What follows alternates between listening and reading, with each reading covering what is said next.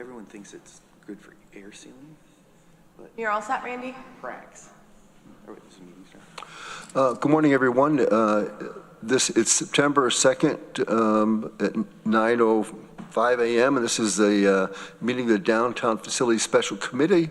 I have Mike Lane and Corman and myself as legislators here. We're waiting for Greg Muzzy, who's showing up shortly, and numerous other people from Holt and from administration and facilities.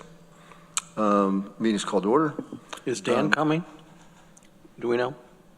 What's that? Is Dan coming? No. He's been excused. Dan has been excused. And are there any changes to the agenda? Okay. Any public comment? Moving right along. Can I get somebody to move the minutes of August 5th, 2025? Mike, seconded by Ann. All in favor? There's that. Moving right along. I don't have a chair's report, and we'll move right to the county administration. And Norma Jane is here representing the administration. I am, yes. Unfortunately, of course, is not able to, I don't think he's even able to attend remotely today. So I don't really have a administration report. I do see on the agenda a report on the capital program. I know you and I hadn't had a chance to talk, Randy, yet on that, but I'm happy to go over whatever items you might, we can go over what's presently in the budget, if that's what you'd like me to do. Okay. Any questions for Norma? Yeah, Ann? Sorry. Yeah, just, I don't know if it's just for Norma, but we'll go over at some point any relocation, are any departments beside, well, we talked about Board of Elections and assessment. Mm-hmm. Do we have a date on when they're moving out of that building? We don't, but I'm happy to report on that. So we have we're still waiting on the closing for the Dutch Mill. Mm-hmm. So it's, right now, it's in the attorney's hands, so okay. We're waiting on that. Once we have that done, we'll be able to give you a better idea of the next steps moving forward. But we have been continuing to investigate options such as what we're, for the Board of Elections and where we're going to put the machines, and so we're continuing to talk with the departments about next steps. Thank you. Mm-hmm. And Norma, thank you for putting together all that information reports on the capital plan. I did go through it, and it's fascinating to see how the numbers change over time. And I will be asking questions about things like Interfund A, which I still don't understand. So, but we won't do that today. Oh, okay. I'll probably bring it up at our meeting tonight when we get into the budget side of things. Okay. And we're going to move right into Holt Architect. Who would like to leave? Great. We'll share. Why don't you guys, as you speak, announce your names, that way we'll have them on record. And yeah, I'll introduce everyone quick. Quay Thompson, Holt Architects. Bernard Best with Holt Architects. Laura Seib with Fisher Associates. Steve Hugo with Holt Architects. So this is the most of the sort of architectural design and landscape design team that's here today, or the leads anyway. While Bernard is up, we got the screen up. Great. If you can just flip to the agenda. Great. Thank you. Oh, maybe it did advance. Hopefully it won't advance again. It did, sorry. So the presentation that we have for you today has been updated a little bit since last Wednesday when we submitted. I think the project continues to develop and evolve so quickly it's hard to get things out a week in advance, but we'll share the updated version with you at the end of the presentation. Just a little bit on our agenda for today. We want to talk through the schedule. We'll share with you where we are, sort of where we're headed in the next month or so. We'll get into some detail on where the site design is. And then we'll talk about the interior of the building, the floor plans and some interior design, and then share with you where the exterior of the building is. So we're at a really exciting moment in terms of the project. We're wrapping up, very close to wrapping up schematic design, which means to us that we have a pretty good handle on sort of the needs of the building from a functional and user perspective, the variables and challenges of the building from a site and context and other constraints perspective. And we think we've done a really good job well, before I say like where the building is, we've also completed our second round of community surveys. So I think we had over 80 responses in the second round of community surveys.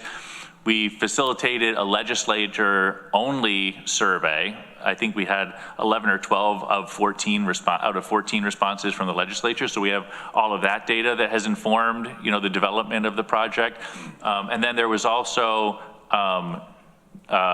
planning, a Tompkins County planning survey that we put out. Didn't get a lot of responses, but the county planning department had a meeting and we had notes from that meeting in terms of their comments on the building. And of course, we read the article that was published by the Tompkins County historian. So with all of that information, we've sort of evolved the floor plan, the site, and the exterior elevations of the building to what we're going to share with you today. In terms of schedule, we are, I think the last time we met, there were a lot of variables that we were currently working on, information gathering in terms of, the parking study, the IT relocation, the historic preservation components of the project. We didn't have a sort of fixed survey yet, so in terms of the site design, it was very conceptual. It's nice to sort of be past all of that information and data gathering and at a point where we can share sort of design that's real in terms of the building. So the two things that are really going on at this moment in terms of the project, I mentioned we wrapped up we'll have one more community engagement session where we will present at the end of schematic design sort of the final version of the building, and we're going to wait on that until we have the budget for the project. So at the end of schematic design, we'll send it out for estimating. Once we have the estimate, we'll come back to you, have a final conversation, hopefully with good news. I think that we're also identifying some things that, should we consider spending this? Should we consider spending that? So there may be some options that we talk to you about after we have a budget, like just so that we have a project that's on budget and then we have some options to discuss. And also wrapping up schematic design, you can see on the slide. So that green line, vertical line, represents where we are today, and those two blue horizontal lines are the community and legislature engagement portions, and also the schematic design phase. So you can see we're wrapping up schematic design. When we send the project out at the end of schematic design for estimating on 9/25. You can see October 8th is when we'll receive the budget back. So, if there are questions about when will we know how much this building is going to cost us, October 8th is the day that we'll get an estimate back from our third-party estimators. And then the final part that I wanted to review in terms of schedule this morning was the deconstruction. So the testing is done. We're about to begin abatement. We have a contractor on board. There have been a number of meetings in terms of the process that we'll use for the deconstruction of these buildings. We anticipate very shortly we'll be moving the loose items out of the building. I believe the county has taken anything that they want at this point, Arel? Maybe not the fire alarm yet? Almost. Okay, so then there are loose items that technically are being, deconstructed, but we're trying to find new homes and repurpose, whatever material we can from those buildings without sending it to a landfill. So as of, the 1st of September, we're starting to move loose materials out. In the end of the first week, maybe getting into the second week of September, we'll start abatement of the Key Bank building. So we will be sort of working through in phases these three buildings. Essentially, loose items will be removed, abatement will happen so that the buildings are clean, and then we'll go back in and be able to get a better look at the buildings and identify additional salvage materials. We already have a full salvage list of the visually identifiable things that we think we'll be able to find markets for and repurpose. After abatement is complete and the gypsum board is out of the building, we're going to do another final survey, and we believe that there are likely, some structural components and other things. That'll be a deeper repurposing and salvaging effort at that point. But essentially, we'll be phasing through the 3 buildings. So first the Key Bank building, then the professional building, and then as soon as Annex C is available, we'll begin first abatement and then deconstructing of Annex C. If Annex C sort of takes a little bit longer because of relocation, we'll just sort of work on those 2 buildings and move to Annex C as soon as it's available. Questions? Just a second, any questions on deconstruction from anyone? I have a question. So whose responsibility is to track all the materials? Is that Holt's responsibility, or are we doing it internally, or is it a combination? So we have engaged Finger Lakes Reuse in 2 phases. So Finger Lakes Reuse was a consultant of ours in terms of the initial inventory of the visual items. As we transition into a phase of construction, Finger Lakes Reuse will be a consultant to the contractor, and Finger Lakes Reuse will be tracking all of the materials that are sent to land. Well, they're identifying all the materials that exist, and then we'll create we're basing it on the lead rating system, the way that we're tracking materials and where they're going. So we don't have that. They're working right now on a form for us to review of what that tracking is going to look like and what the reporting will look like. Great, thank you. Great. Anne, I think you did have a question. She raised her hand as you looked away. Any? I'll wait. I'm sorry, I'm reading that. Plus, I'm trying to see where this is. The presentation that was sent to us is different with different. It is, yeah. Pages, so I'm a little confused. But so I'll if I remember it, I'll let you know. Okay, sorry about that. Any questions on schedule in general? Oh, I remembered. So for that, for the deconstruction, so do you know if the sidewalk is going to be affected, or will we be able to do, staging? Because I know it can be a real, impediment in the to the neighboring area if the sidewalk is blocked.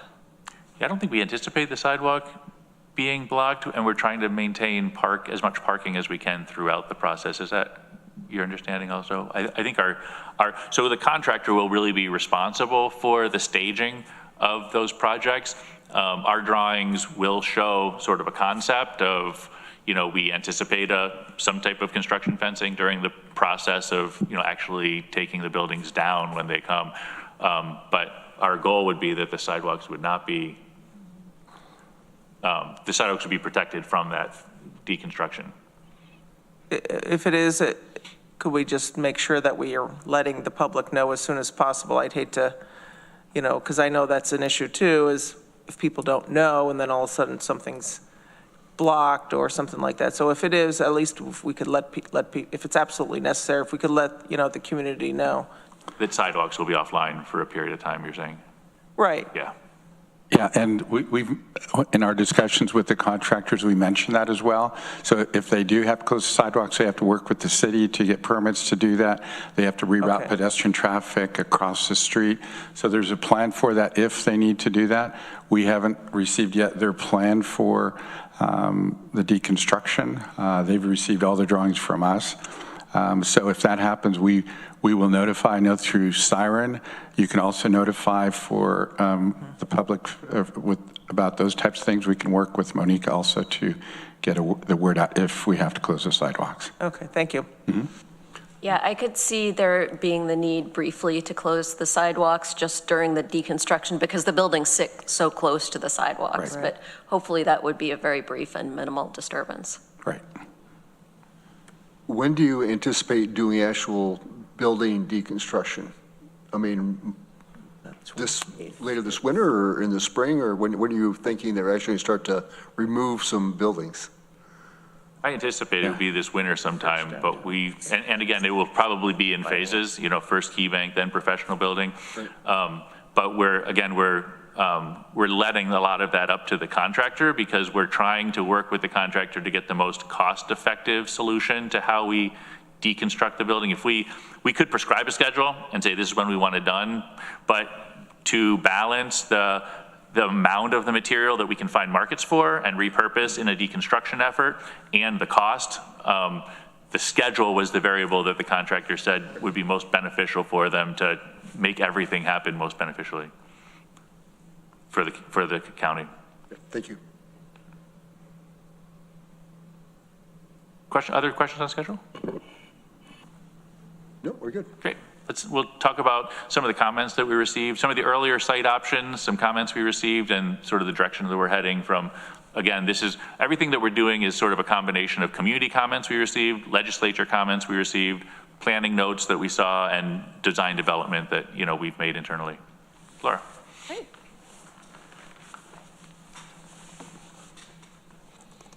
All right, so a little over a month, we presented 2 initial site design concepts.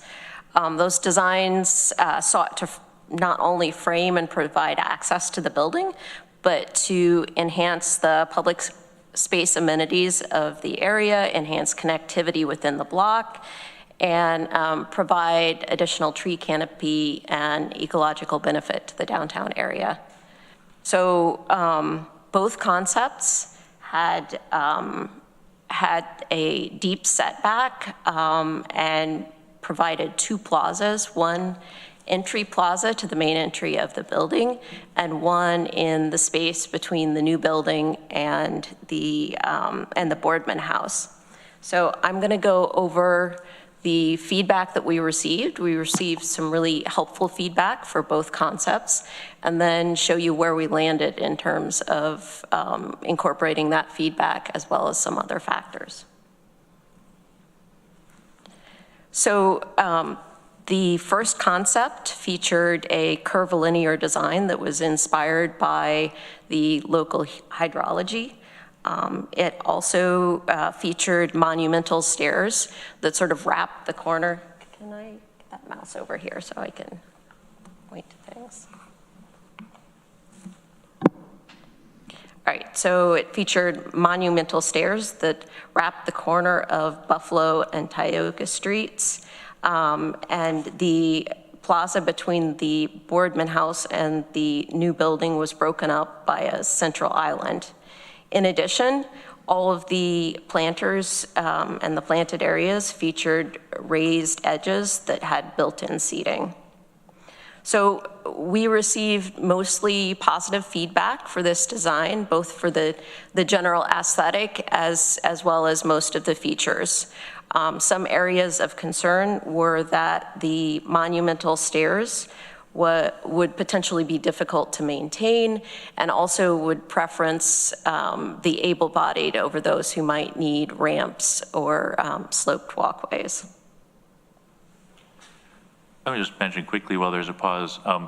One of the reasons that we're looking at this, sort of this raised building idea is because the FEMA has come out with new floodplain maps, which I'm sure you're familiar with, and there's some question in terms of how people are interpreting these, but we believe that we're going to need to be 2 feet. To meet building code, we're going to need to be 2 feet above the 100-year floodplain. So that's putting us around this 18-inch elevation. So early in the project, from a design perspective, there was this dialogue about, should a governmental building, be raised up above the sidewalk, or should it be, accessible and transparent and open? And that was an interesting conversation, but it feels like that whole conversation is sort of being trumped simply by the code requirement that we're bound to meet now by the floodplain requirements. So we're finalizing the interpretation of the FEMA maps and the new code requirements, and ultimately I think the building elevation will be set based on those requirements. So, but you can see in all of these designs that Laura is presenting, there are steps, because steps are sort of faster and more convenient for many people, but there are also very convenient ramps and ways to get up, into the building at all points of egress and entrance. Is this site in the current 100-year flood map or the new one? Or was it always, this location always in the 100-year? No. And so the it new isn't currently either. It is, I'm sorry. And it's not currently in the 100-year flood zone, but there are regulations for its distance from it. So that's what we're trying to work out the kinks for in the way that it's written now. So are those in the building code, is that a state requirement or a city requirement? I'm just trying to understand who's telling us that. Not that it's wrong, I'm just curious how it works.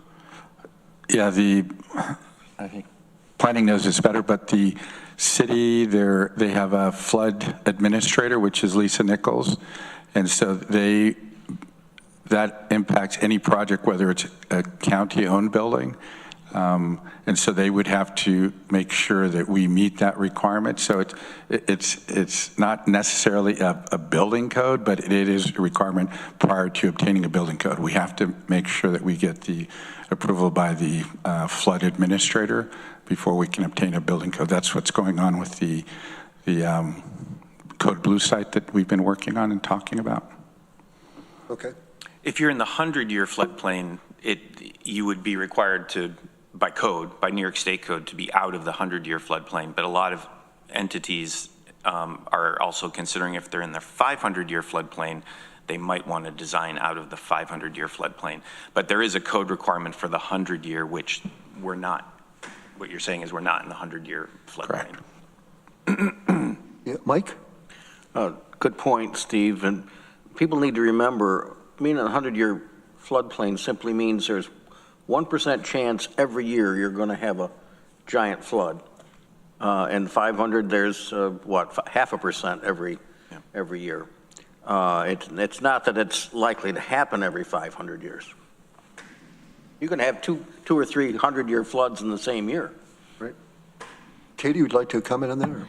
I just wanted to comment that although it's not in the 100-year floodplain, it's not in the 500-year floodplain, it's in this kind of weird zone just above a 500-year floodplain. So I think if we're building a 100-year building, that is why we're being kind of conservative and trying to raise the elevation here.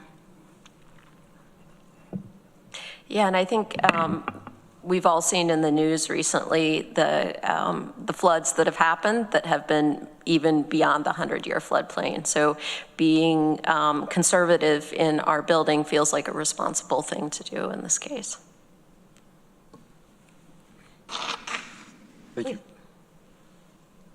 Great, so I'll just move on to the second concept that we presented about a month ago. And that was very similar to the first concept. It features an angular, geologically inspired aesthetic. The stairs shown are more modest. It does have a large entry plaza, elevated entry plaza, and a substantial amount of hardscape in the plaza between the Boardman House and the new Center of Government. So the thinking was that this could be programmable space, but one of the comments that we got from multiple people was that this seemed like a lot of hardscape, both from a sustainability standpoint and from a maintenance standpoint. So I'll move on to the more refined and updated site plan. So in this, we have incorporated not just response from legislature and community members, but also an updated site plan and the need to incorporate and screen utilities. So with this updated plan, we went with the more angular aesthetic. That was both because we felt it would be more harmonious with the updated building facade, but also because it would be more easily built with locally sourced materials and could be a little bit affordable. It's a little more affordable to build with materials that come in straight lines rather than needing to cut to curves. So additional updates that are part of this plan are that we chose to move the building a few feet closer to Buffalo Street. So that was in response to several comments that we got, which was that the deep setbacks felt a little bit more suburban and might not fit with the urban context quite as well. So we chose to keep the deep setback on Tioga Street because it aligns with the courthouse, and we felt that would be appropriate. But Buffalo Street no longer has quite as deep of a setback. This also helps us to facilitate fire access, so it worked out both ways there. Additional updates that we're showing here are reduced hardscape, so we've increased some of the planted areas and trees being planted, and in doing so have decreased the hardscape area while still leaving generous width for circulation. We're also not showing a monumental stairs. We're showing a generous stairs, but also flanked by 2 sloped walkways, not ramps, that will provide access for all to this building in what feels like an equitable way. We additionally have included more trees and more planted areas in response to some feedback that we got that supported as much tree canopy as possible, as well as as many plantings for ecological reasons as possible. And if anyone has questions, I would be happy to address them now. Mike, go ahead. Not so much questions as comments. Looking at that, the proposal there, which I find attractive, is very similar to what we did when we put the addition on the Southworth Library in Dryden. Had the ramps from both sides, except one ramp had steps and the other was just a ramp, and the steps in the middle, and it works very well. It looks very nice, and people seem to like it. I'll just say, be sure the steps are granite. Absolutely. Annie? Yeah, thank you. The couple questions. Is there a space, I guess maybe this is for Aurel, for a backup generator to be put in? Yes. So to be staged? what we're showing right here, if you can see the mouse, is the location of that generator. Okay. Yep, absolutely. That's part of the utilities that we needed to shuffle things around a little bit on site just to fit in the required utilities, and that's part of it. Okay, yeah, I was looking right adjacent to the building. Okay, then I like the ramps integrated in there for easier for everybody to come in, especially from the corners or from the park area where a lot of people might be coming. So I really like the accessibility to it. So a question about the covered area. So it says, so if I'm reading this right, the covered gathering space, that kind of, it's like an L-shaped space? Yeah, that's correct. I'm just wondering, how big is that and what would that be used for? And that, it seemed like was maybe where some of the lobby was going to be before, or not? Yeah, so the lobby is the lobby is still in there. The L shape that you're referring to, if you just made a rectangle out of it, the gray part that would be cut out of that rectangle is where the lobby is now. There is second and third and fourth floor above that area. So that covered area is really just a part that's carved out of the bottom corner of the building to sort of designate entry from both Tioga and Buffalo Street. So we didn't feel that it was appropriate for this building to just face Tioga or just face Buffalo Street. I think that the elevation of the building on Buffalo, like the south elevation, will be a little bit more prominent. But because of the courthouse location, we also wanted people to feel that, this building was also accessible, from Tioga. So you can, because the whole corner is carved out, you'll feel like you're entering from either side. So is that a glass lobby, or is that Why don't you flip? just covered? I guess I don't understand. Is it just covered from the weather, or is it? Yeah, so if we look at these plans, you can see the green area there is the lobby, and the rest of the L shape is the third and fourth floor above. Yeah, I was just going to add too, if a lot of civic buildings, especially ones that have sort of a reference to classical buildings have a, what they'd call a portico, which is that colonnade, and it's sort of an outdoor protected area, but it also has this like sort of symbolic reference to classical civic buildings and temples. Okay, so that'll be open, and then to get into the building, you have to go through security to get in. Yeah. So I like that. Thank you.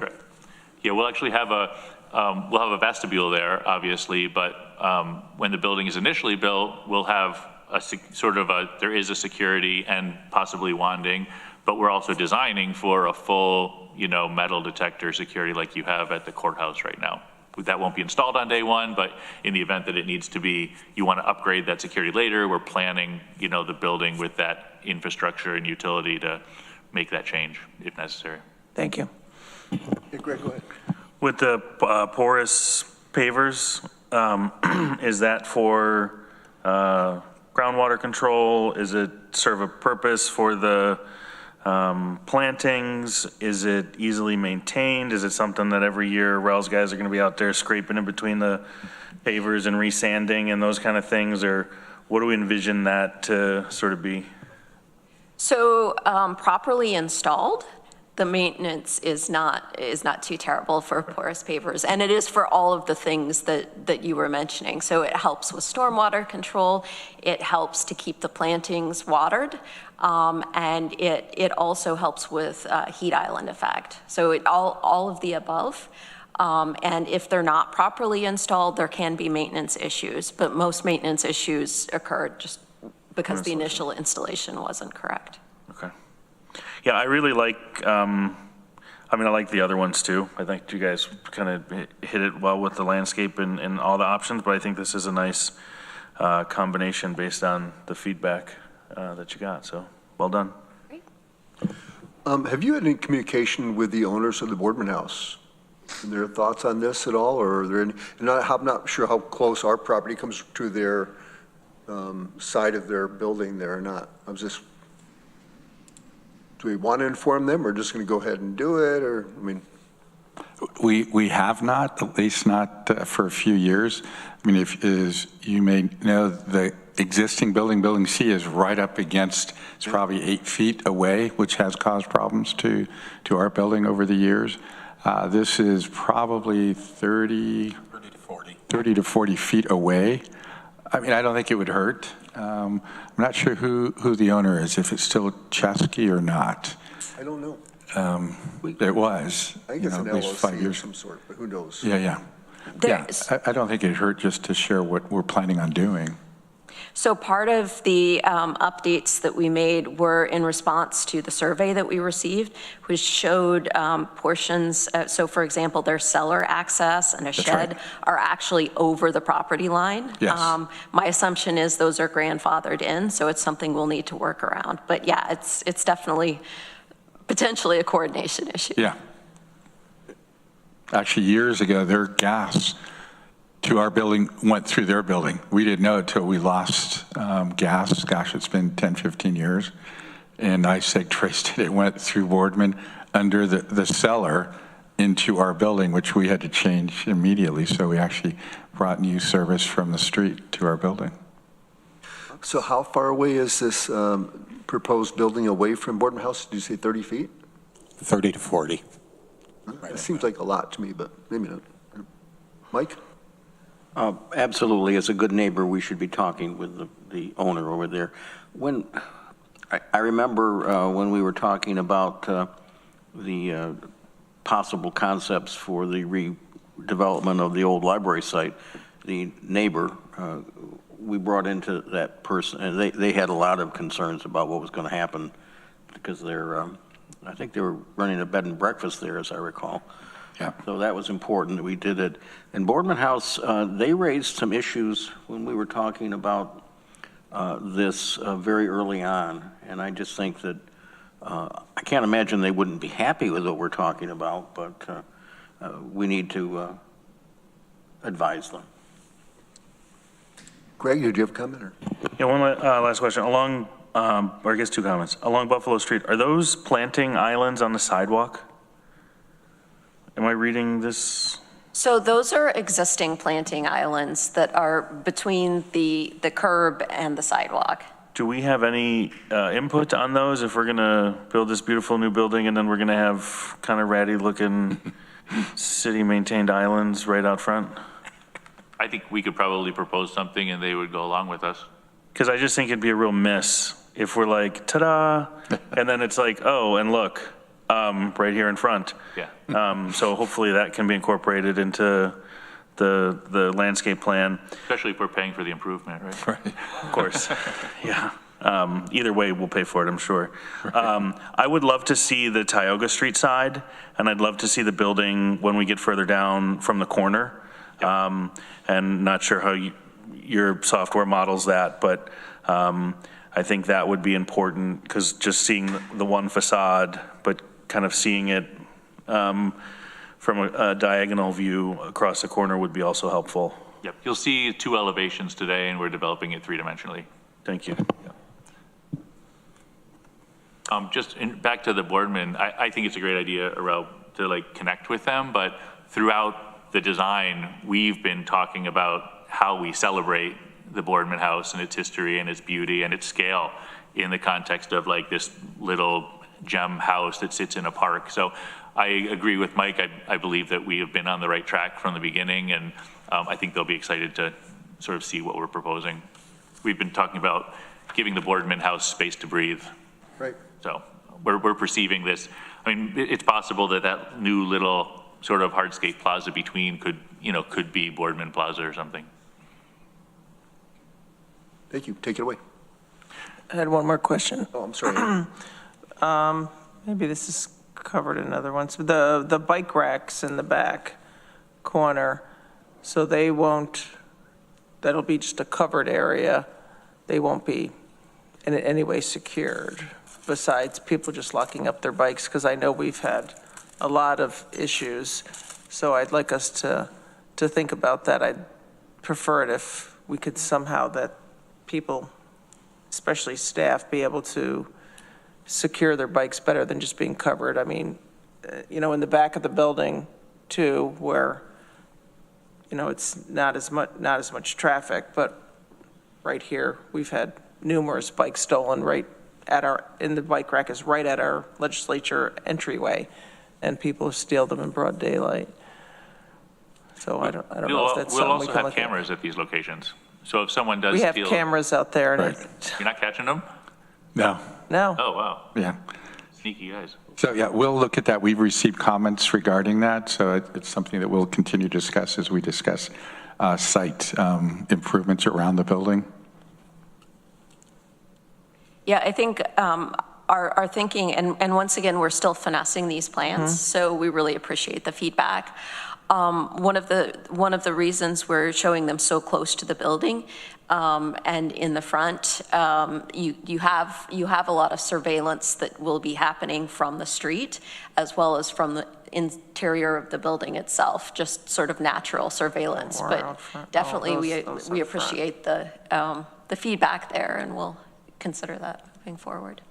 Yeah, so the ones on the front, that might be safer, maybe under there, but the ones in the back, say if that's for staff, I think we'd need like maybe fencing around it, with a way for them to get in, but I couldn't see just having the back one open. I think that those bikes would be gone. Randy, Oh, yes, Mike? on the bicycle racks, we have 3 in the downtown complex now. 2 of them are fine. They're very, I won't say inconspicuous, but they don't detract from the buildings that they're servicing.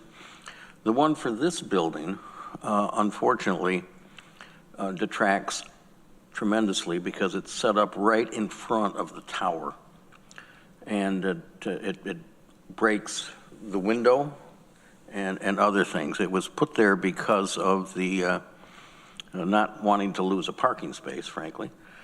But so that's the kind of thing you got to be careful about, is that those kind of amenities, while very, very important, don't detract. So I would commend the one in front of the main, at the corner of the main courthouse, and the one on the old jail.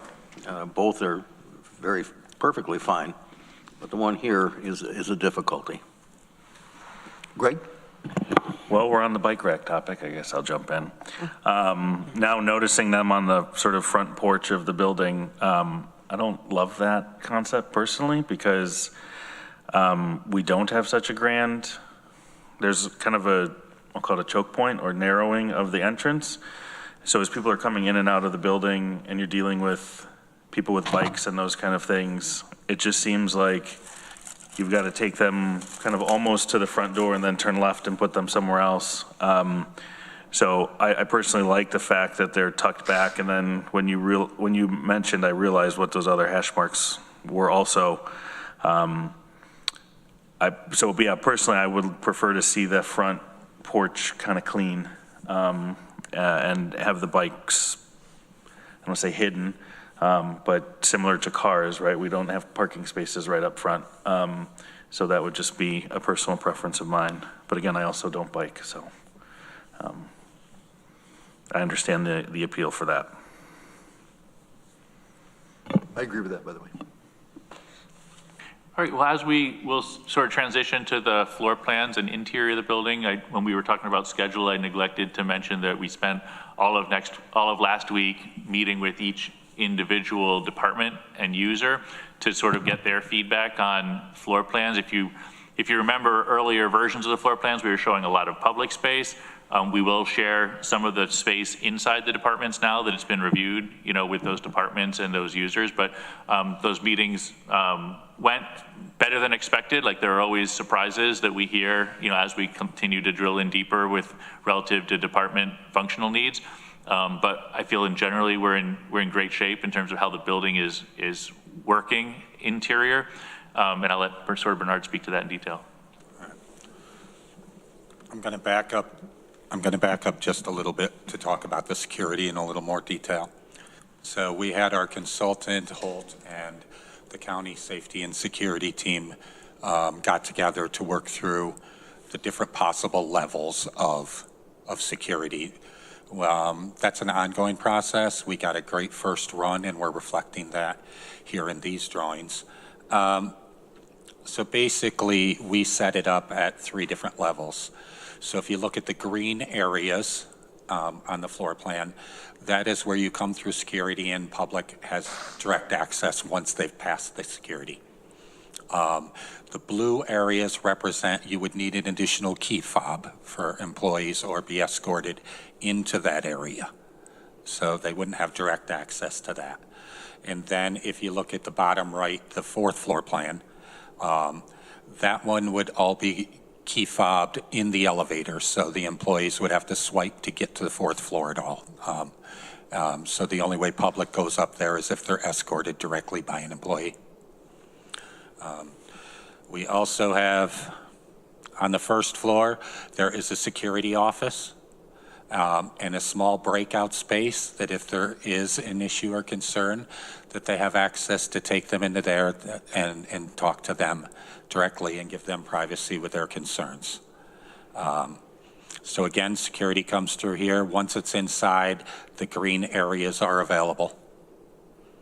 Another key fob lets you into the back of house, so to speak. And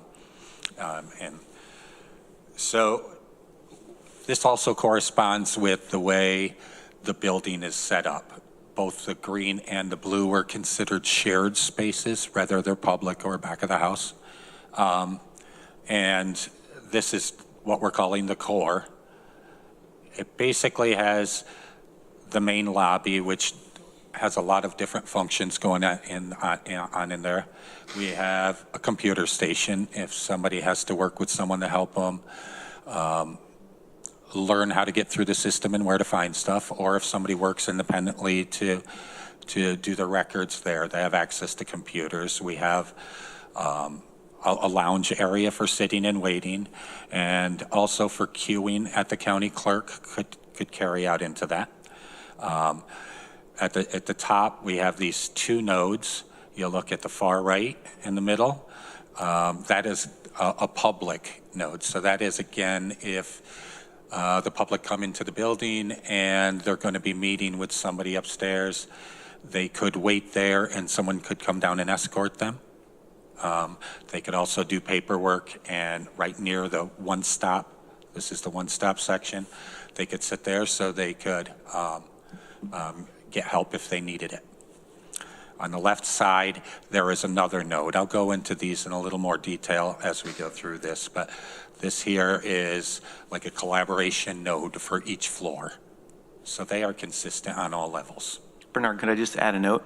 Like from a design standpoint, I think it's just as important how you move vertically through a building as how you move horizontally. So like we very intentionally put elevators and stairs near the perimeter so that as you're moving from floor to floor, you know, imagine that the stair elevator was embedded in the center of the building and you sort of came to the fourth floor. You have no idea where you are, but there's sort of this nice orientation that when you move vertically, there's windows looking out over Tioga Street, and you sort of always have this orientation of where you are inside the building.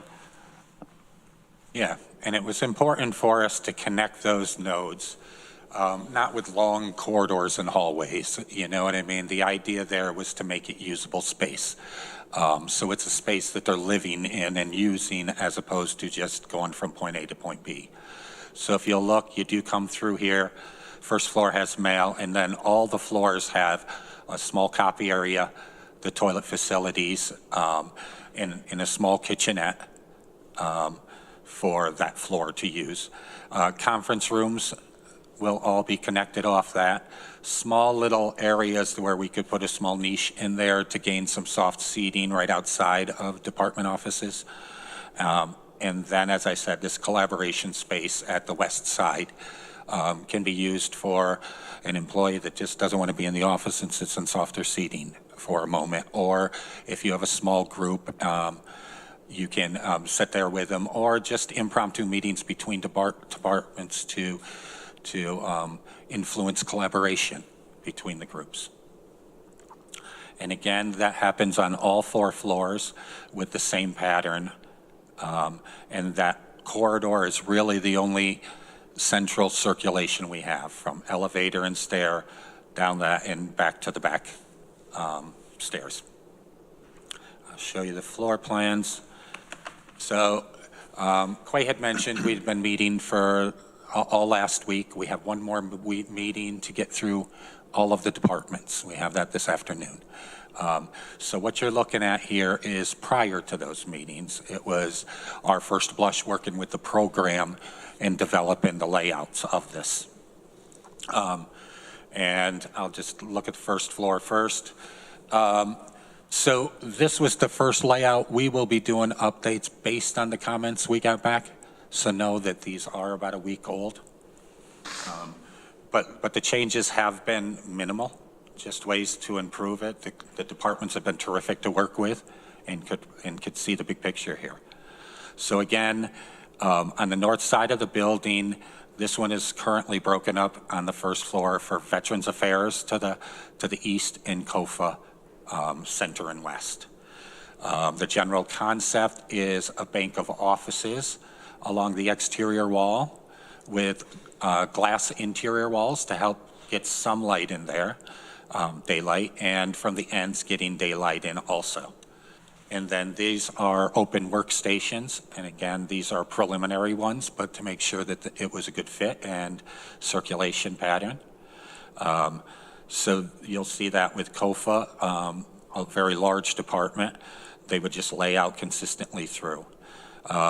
With the Veteran Services, it is a smaller group of basically 4.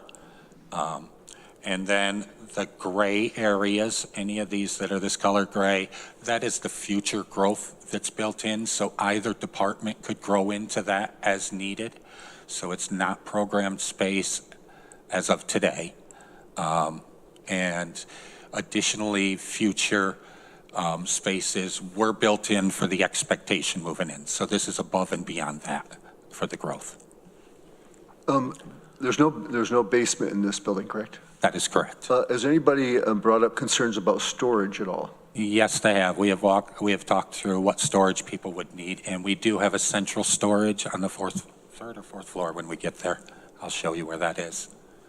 And the reason for no basement is because of potential flooding, or is it just because the site's not set for it, or? Cost.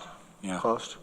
It's a lot. We could get a lot of square footage down there, but it wouldn't have windows or wouldn't have. So, I mean, if there is a need for a lot of square footage of storage, you know, we're happy to consider it. We are getting a price for how much would it cost to build a full basement under this building, and we'll be able to share that with you after October 8th. And you can make a decision, you know, with real numbers, like, do we want to spend this additional money and buy a basement? Okay, thank you. Yep. And maybe, Aral, you want to jump in here about what we've talked about, the storage that's available in other buildings once this is constructed? Yeah, so we have brought up storage with every department. Departments have almost 4 years to go through and purge files. Many have already done that. Actually, many that are going to swing space are doing that now. It gives them an opportunity. It almost forces them to do that. Many just leave that. We'll take care of it in the future, and the future is coming much faster than they expected. So no, most departments don't want to take a lot of the paper with them, and so we've been surprised actually that many have had minimal storage requirements. Notwithstanding that, that's what they tell us, but then day one, they'll be talking about storage. So we do have storage in the building, but also we are looking at storage in this building. In the ground floor or the basement of this building, there's storage that is used by a couple of departments. That's going to get cleaned up, and so that'll be long-term storage that we'll have in this building, close to the Center of Government building. But as I said, we also have storage designed into this plan. Yeah, thank you. Yeah, so we broke it up into two different categories with them. Storage that they would need accessible right away, like you need file cabinets for certain things, and then long-term storage, because there's quite a bit of long-term storage that would have to be records kept for 7 years, but aren't accessed regularly. That would go to some central storage, either in this building or in the new building where we have it. So we walked through that with them. Yeah. Any? I think Greg first. Greg? Just a question, if there were to be a basement, the utility, mechanical, electrical, those type of things, would that free up space on the floor plan, or would you still need those spaces, you know, for whatever? Well, I think you can see that gray area that's utility. That's where all of our utilities and geothermal are coming into the building. That would likely relocate to the basement. We have a mechanical room on the 4th floor. It would be difficult to put the air handlers in the basement just because we'd need to provide some type of, you know, access to ventilation there. If we do a basement, you know, we would consider relocating as much as we could into it, certainly. Okay. Any? And then Yeah. Just following up on what Greg said for mechanicals, or if there's a basement, I'm not keen on basements. Just for instance, if there is a flood and we've seen more increases, you know, like say, you know, 100-year floods or 500-year floods are happening more often.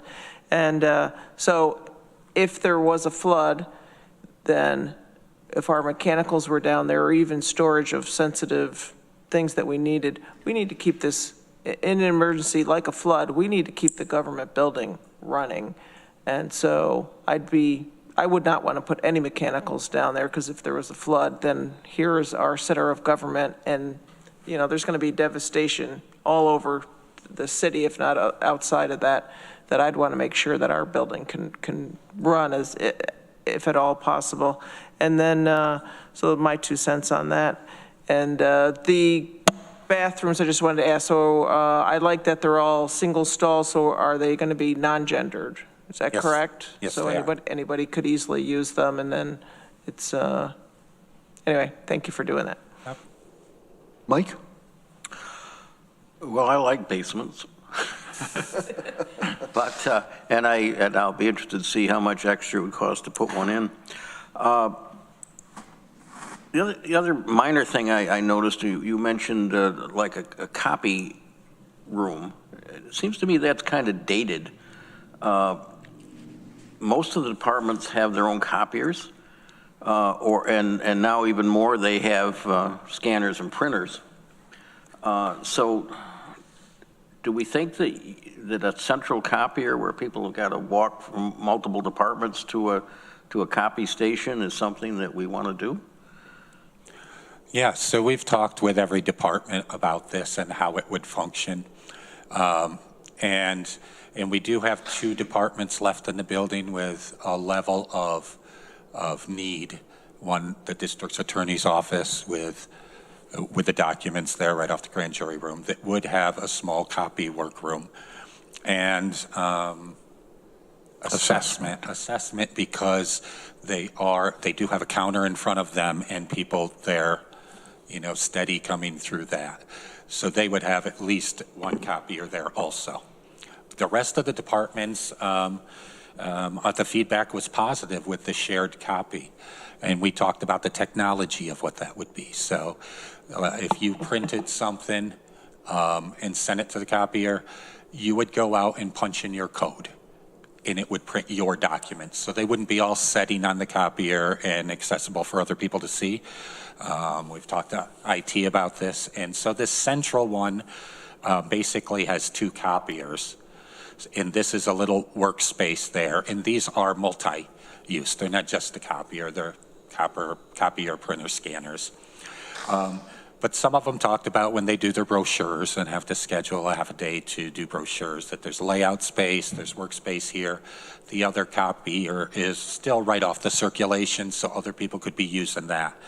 And keep in mind, like when you're looking at this, it's basically 3 departments on this floor, and there's a copier space like this on each. So, so we've had a pretty good response to this. Like I said, there were a couple exceptions, there always are, that needed direct access. Maybe there's less paper, but I don't think so. In overall, people still use a lot of paper. And I just remember when you used to have the central copier and all the departments wanted their own copiers. And that's how it started when we were doing the program interviews with departments early this year, but even in prior years, they all wanted their own copy room. So no, we've pulled out all the copy areas from each department, so 13 departments, less copiers and centralized them. And I think, they didn't resist it too much. We thought initially that they would. Our department, the Public Works facility, we have 1 copy area for all the departments in that building. That's worked well for 20 plus years for us.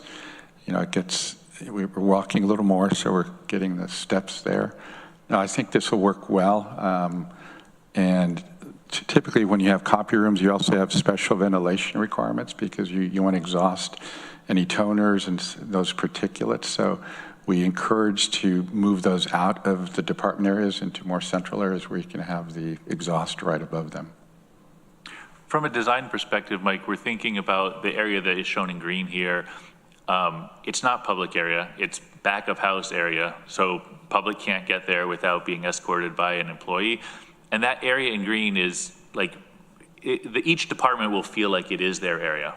I mean, they sort of leave their office suite and they go into, sort of a coffee, public, toilet room, copy room, little kitchenette area out there.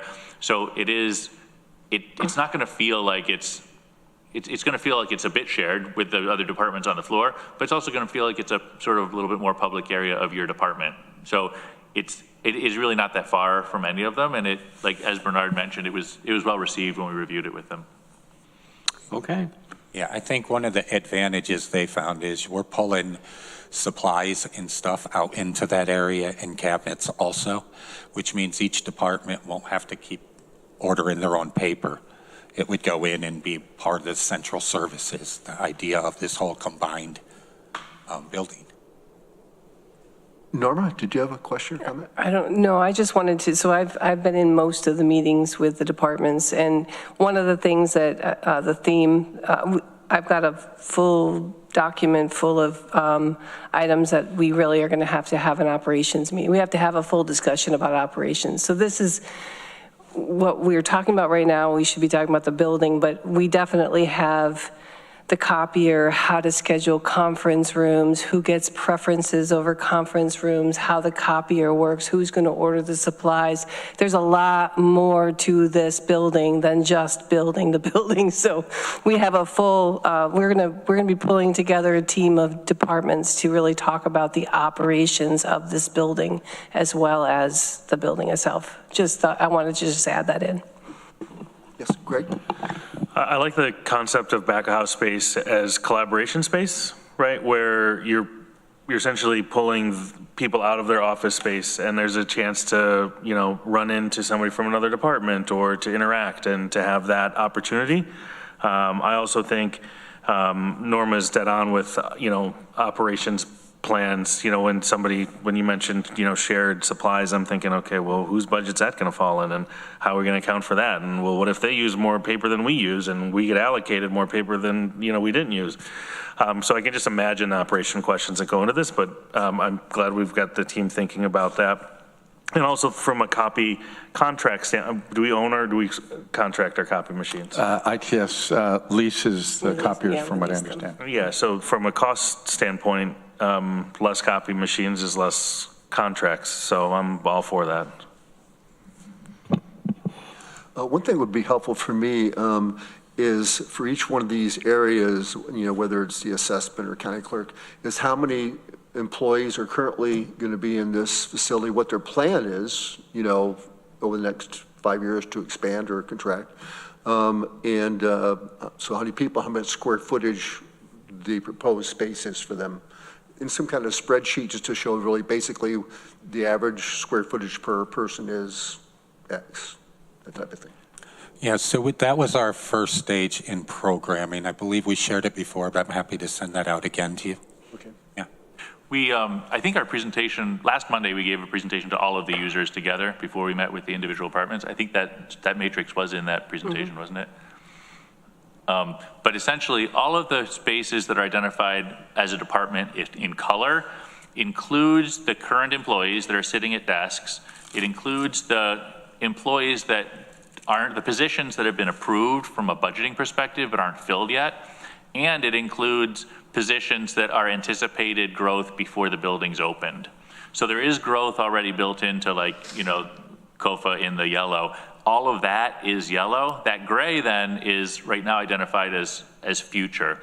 Right now, the whole building has 8% growth like designed into it. So if you look at all the floors and all the gray areas that aren't currently, you know, we don't currently have staff for, there's about 8% growth built in.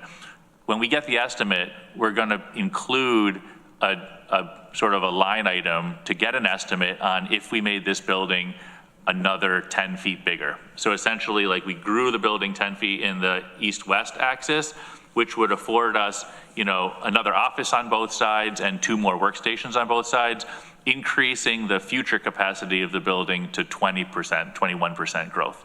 So we'll get a price for you on that, and you can make a decision whether, you know, we want to invest in more future growth or whether, and whether we have the capital for it today. Okay. I know the county clerk's office has spent a lot of effort in digitizing all their records. And I went in there and I was surprised how empty it was, because they digitized all their records and they continue to do that. So that's why I'm asking that question. If the digital age is a benefit for us, whether you can digitize HR or other things, I don't know, but and maybe paper requirements for those, I would imagine, that go back many years. One last question I have, and I brought this up before. I see that we have the grand jury room here, and it was discussed that the court system is going to allow us to keep it over at the courthouse. Is the reason it's been put here because the district attorney is requesting it to be here, or because the courthouse, the state courts is saying we can't be there any longer? I think it's both. Yeah, it is. I think part of what it is somewhere in this building there had to be also a space large enough for larger meetings. You know, this is 1,000 square feet. So the thought process here was to put in the grand jury room, which is usually scheduled once a week. Right. And the rest of the time, it could be scheduled for other events or something. And again, that's why it's off the public space, so to speak. So it's easy access without opening up the whole building if you had an evening event or a job fair or anything going on in the building. So a need for a larger space in the building, combining it with the grand jury and its minimal use throughout the year, it found its way in that way. And this is the only one that's that large. The rest are 350 square foot conference rooms or less. Mike? Randy, I agree with your question. I think to me, we've set up the grand jury room in the building which is designed for the courts, and that makes sense to me.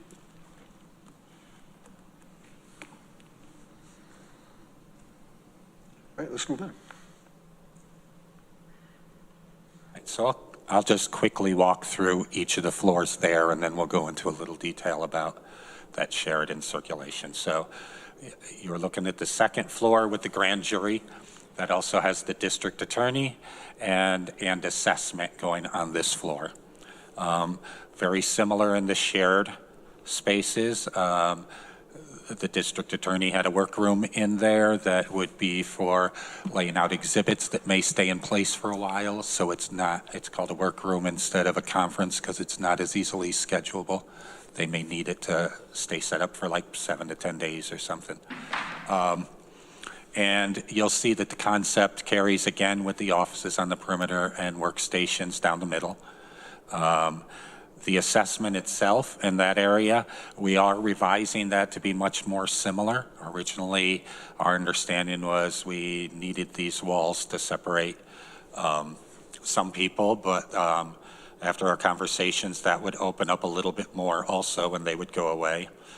And that's a great example of the storage you're talking about. In this one, we had to put in quite a bit of file cabinets along the areas.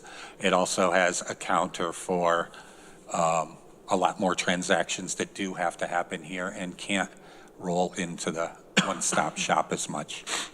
So while this plan you're looking at is a little bit older, we are still redefining all of these spaces to be much more similar. In your comment about collaboration in the green zone, Greg was right on.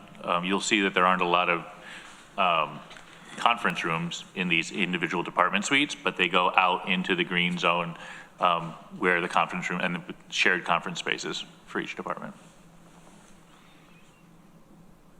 So each department's feeling like they get 2 conference rooms now because there are 2 on their floor, but they're just shared with other departments on the floor. Yeah, there's actually on the typical floor, there is 2 large conference rooms and then 2 small breakout spaces, meaning you need to have a one-on-one conversation or a quick Teams meeting. They'll be set up for that, or even a personal call. You can, if you're at a workstation, you have a place to just go in and out and have these small. And some of them are even in the public zone. The public doesn't even have to come back into the, employee-only zone, but employees go out and meet people in the public zone for meetings. So on the 3rd floor, it is planning, IT, CTC, and human resources on the north side. And you'll see that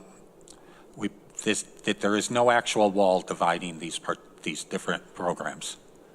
That blue over to the brown here.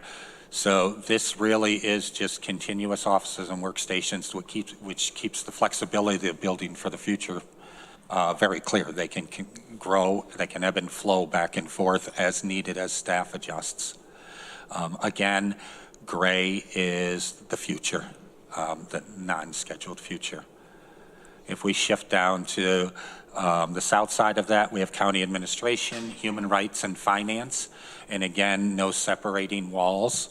So this is a preliminary layout, meaning we could shift these people around as needed as we work with them to finalize the programs. What size, sorry, what size are those offices, or what's our standard office size? So the standards call for 64 square feet or around. These are typically 10.5 by 6. Workstations you're talking about? The workstations, and or 8 by 8 for the open workstations. Offices are 120 though, usually, right? 110, 120? There's a 100, there's a 120, there's a 150, and there's a 200. Those are the standards, depending on job title. Oh, interesting, okay. Any? Am I seeing just one lactation room for the whole building? There's 2 lactation two? rooms in the building, yes. Okay. And have you heard any feedback as you're going through? Does that sound Yeah, we've like heard. enough from departments? We've heard a little. Yeah, we're looking, increasing it. actually, a couple of people mentioned they were concerned it might not be enough. We talked about how it kind of goes in waves, because sometimes you could have 4 people using it and sometimes none. You know, sometimes Right. it's that year and that timing. So we are looking into additional lactation rooms if needed. We are thinking of adding 1 more. Most people felt that it was good, but with the concern, we thought we could look at adding another space there if needed. Okay, thank you. Yep. I don't know what can those breakout spaces become flex spaces for that? Or do they need to be designated lactation spaces? What's the rule? You can designate it as a lactation space, but it shouldn't have glass on it. Yeah. Oh, So a lot of these breakout spaces in conference rooms are trying to make, sort of more visually accessible to the public space. Understandable, okay. There has to be refrigeration too, right? So each of the lactation rooms, the thought is it would have room for a soft seating and a side table with a lamp on it, a small sink with a below-counter refrigerator, Yeah, and okay. just be a comfortable space. Okay, we're moving along. All right, so when we move up to the 4th floor, which is pretty much more support employee, the departments that are in there are the IT and the county attorney, which have very little public in and out of them. So they get moved up to the 4th floor. And now you'll see how the green has expanded to cover the shared spaces. So with this now, the 4th floor, you can only get to with a key card, so public won't be coming up there regularly without an escort. So all of this opens up for building use. We have a small cafe here. The thought now is room for some vending machines, a couple of full-size refrigerators, sinks, and a room for a couple microwaves and coffee makers, just to that limit. So it's pretty much self-serve with seating area and a small plaza deck outside of it on the roof. The rest of it has very similar to the others. You'll see the conference rooms and breakout rooms. Again, when the county attorney has visitors, they would bring them up themselves through the elevator. They would go down and meet them and bring them up, or meet with them down in the breakout room on the 1st floor. IT is a lot heavier with phone calls, Teams calls, like that. There aren't a lot of people coming in and out, but they do have a little, but it's mostly employees. So they would have access to that. On the outside here, you'll see this patterned area that is green roof, as in, low maintenance plantings and that type of stuff, not necessarily access. Norma? Bernard, I wanted to add to, so we're talking about this space, and these are the layouts that we showed to the departments. Yep. But we went through, they went through, and really, we had full discussions with each department. They outlined areas. I'm saying this more for the folks who might be watching. They outlined areas that didn't quite work. There needed to be a little bit of tweaking. We're going to work with Corsa when he's back to have conversations about that layout. But I wanted everyone to be aware that this layout is showing as it was, as we presented to the departments, but in some cases, there are spaces that were adjusted to, maybe we need to put a hard wall where we thought we could use a workstation. Some of the offices might split in half. So there's a few things that we talked about with departments. I want to make sure departments understand that that is not lost in this presentation. This is just the way we presented it initially. This is very much subject to change. Yes, and I could have put more emphasis on that when I said this is a week old, so it was prior to those meetings. But yeah, so this is the same thing that they were responding to. And one of those that Norma was mentioning, well, on this 4th floor, we had one shower and then some lockers set up and a toilet room that could be his toilet changing. This is for people working out during the day or coming back in to use it. And a number of groups asked if we could increase that. They didn't think one would be enough. Some said they didn't see their department using it, but we had enough interest that said we should go back and add at least one more shower into this. We'll be looking into that. Do we have shower facilities currently in? Yeah, most every new building we've built since early 2000s have had a shower. So Human Services has a shower. A health department building has 2 showers. Emergency response has a shower. So all our new buildings, we have built showers in them. Good, okay. It's part of, I mean, there's a couple of reasons, but it's part of what makes a building bike-friendly, too. Correct. Yes. You coming down from Trumansburg on your bike, you're going to need a shower. In the rain. Right, in mud. Mike? Speaking of showers, I assume this is a sprinkled building. Yes. Does there have to be a large tank to hold water? Or how does that work? Or we just wait for the fire department to come and pump? Well, you have a fire hydrant on the corner. Yeah, I understand, but how are the sprinklers loaded? Municipal water supply. So they're just under the pressure from the municipal water supply? Correct. Correct. And we've tested that at the hydrant. So we understand the pressure in the municipal water supply at this location. Okay, thanks for explaining that. Yep. Having said that, we are looking into the possibility and cost of a rainwater collection system, which wouldn't be for the sprinklers, but it would be for most of the water use in this building will be used for toilet flushing. And rather than, purifying water and pumping it to this building and flushing it down the toilet and cleaning it and dumping it back in the lake, so we're considering the cost implications and the benefits of a rainwater collection tank. That we just, everything that fell on the roof, we'd filter it, collect it, just a simple chlorine drip, and we could use that for toilet flushing. That would be your water storage tank. Just as a comment. My house has an old cistern they used to collect water. Yeah, exactly. Yeah. Back to these old, before the meeting, we were talking about a whole house fan. Like these simple concepts are, we're looking for opportunities to bring some of them back. They're low cost, very, energy efficient. Just a point of history, the county used to have a county old home out in Trumansburg. Yep. And the bank I worked at took it back. So upstairs in that attic, which was incredible, they had huge storage tanks for water for their sprinkler system. Massive, huge copper tanks up there. It was incredible. Wow. Yeah. Greg?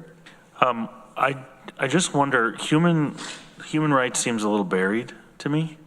And I don't know how forward-facing that's going to be. I mean, I understand some of the long-term conversations, around that department. I just wonder if, I don't know, just seems like 3 offices there that aren't super public-facing or even really accessible to get to.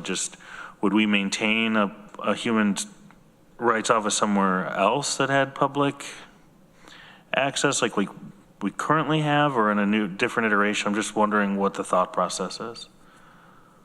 And so that's right next to the finance department, which is also a public-facing office. Good question. I mean, I think sometimes we forget that there's going to be that one stop down on the first floor. So I think a lot of business, a lot of the daily business will happen from the one stop, and this would be some place where folks would, at least the vision, again, this is all the operation stuff that still needs to be worked out. The vision would be that the human rights director would go down, would meet the person at the desk, bring them either into a breakout room on the first floor if that's appropriate, or bring them to their office. And that would be similar to some of the other departments as well. So it would be this one stop. Folks would go there. They would either determine whether or not this was some place where they had to pick up materials, or they needed to actually speak with somebody. And at that point, there would be a phone call to that director of that department who would come down and meet the individual at the desk. Okay. And so as I'm looking at this more, I didn't realize county admin had that many employees. It just seems like a lot of spaces, so I'm sure that maybe is going to be adjusted. It just seems like a lot of desks and space for employees. I didn't know we had in county admin. I think there's 15, if I recall. I mean, the gray are the growth spaces, so you've got to factor those out, but the pink is, we Really? double checked all that with the departments. Okay. And then the last question with finance, especially being a forward-facing, I think mostly like when you go in there, there's kind of a barrier, right? Or some way where you can't access the rest of the space once you're kind of inside that door. This seems relatively, once you get into the secure space, it's really not, you're kind of in, that there's no sort of barrier or block that somebody would have to, either fob past or something like that to get back into the rest of the space. So I just wonder about finance, or is there a service window or counter or something of that sort? Because it seems like you're accessible to the whole rest of that side of the floor plate. Yeah, and again, this is all operations, but we've talked to finance about that. We would probably have a representative of finance sitting at the one stop to kind of take payments, have conversations. So that first desk, when they come in on the first floor, being able to handle many of the transactions right from that desk. But again, there's a lot to this. It's all operations. We're going to have to work through all of those. My concern is that design doesn't dictate operation and increase operations cost, right? So if that person already exists and can sit there and still perform their function, or are we going to need to hire a finance one-stop person to sit there and service when currently we have someone or many people who can cover that one-stop in the finance department because of the counter type setup? So hopefully form will meet function at a nice intersection, and we can make sure that the operations isn't getting jacked up because the design wasn't considerate of the operation. I don't want app operations, I guess, to be, post design. And I know you're working through that. That's not a criticism. It's just more of a blanket statement. No, and this was a great opportunity this past week to have that discussion with individual departments and finding out what could work at a one-stop for them and what still had to happen in. And that's part of the reasons that they are laid out on the floor. I think what we found with a lot of them is that these people could be cross-trained. So is it a finance person down there? No, it's a cross-trained person that's trained in a few different things, and they could share them depending on the volume that they would have to do at one time.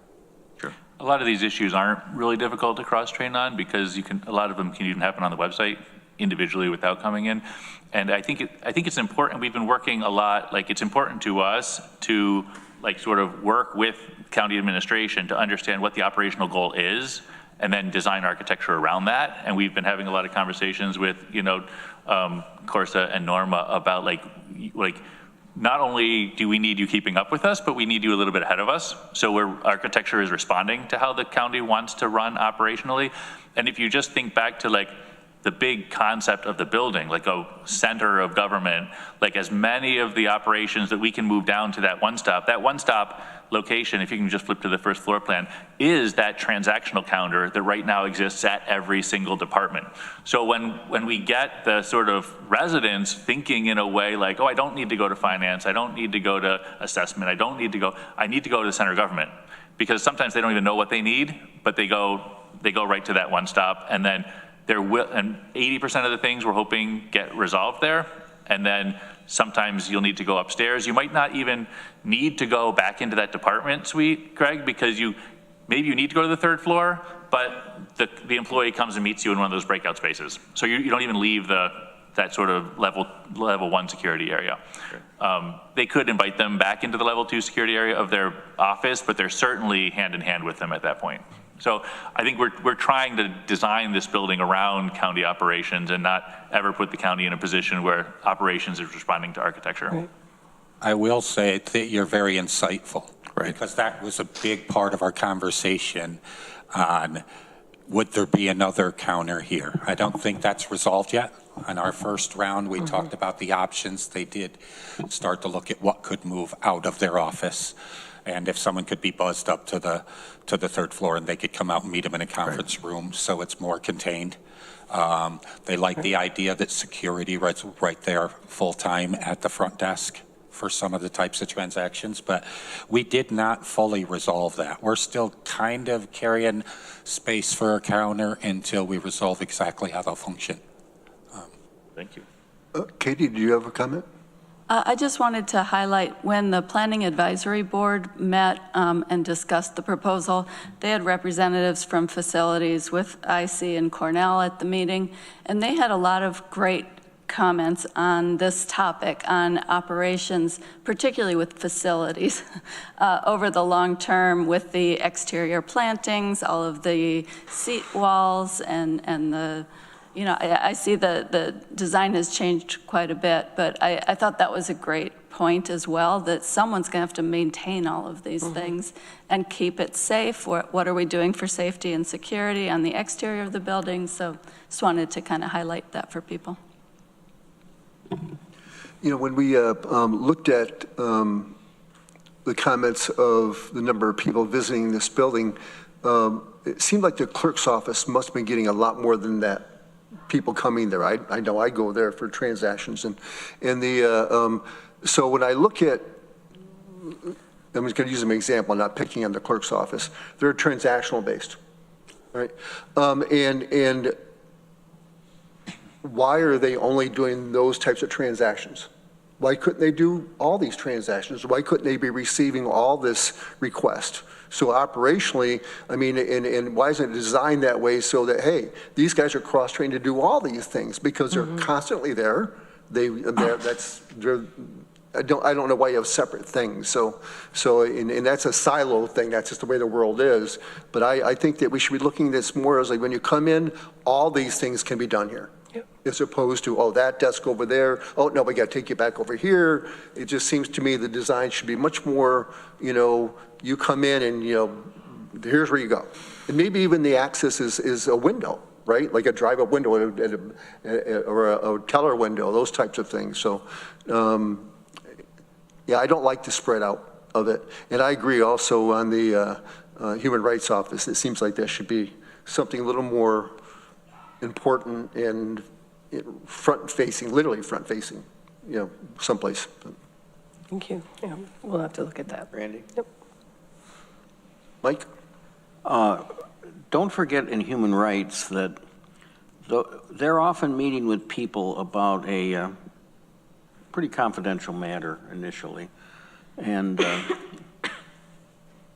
they may or may not, I don't know how the storefront works for that kind of thing. For some of the education programs and things like that, I think it's probably very good. But for a lot of the advice that this Human Rights Office will be giving to clients, I think confidential offices are so important for that. And as to, don't forget the county clerk's office is a state mandated office. We have to have a county clerk's office. They have less walk-in than they used to because a lot of the law offices now do recording via the internet. and I guess pay via the internet. Not my favorite way of doing things, but most of the bigger offices are doing it that way.